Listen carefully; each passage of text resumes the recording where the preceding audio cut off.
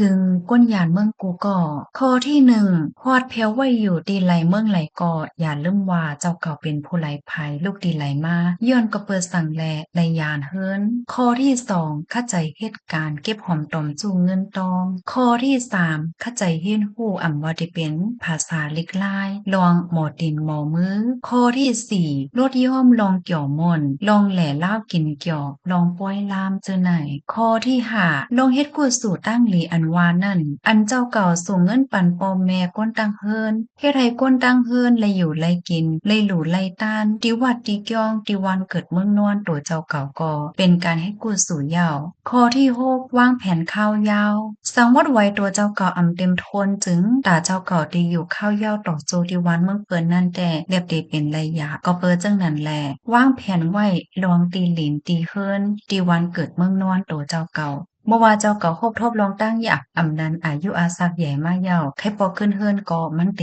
ง่ายได้ก็ไม่อกไม่ใจถึงพี่น้องคาสิแลมาปันฟังก้อยคาป้อหลีก็เอาป้อเหมาก็แปดค่ะจอมหนังพวกคออันว่ามาในพี่น้องเขาหันถึงจึงหือพองอำนั้นแค่เพิ่มเทมจึงหือเทียงเดี๋ยวมาไลที่ในคอมเมนต์เลยค่ะหนังเฮือเดียจังเป็นข้อฟังถึงก้นตั้งนำนั้นแค่นดอใจกันสเปินแพแช่กว่าเสกำค่ะ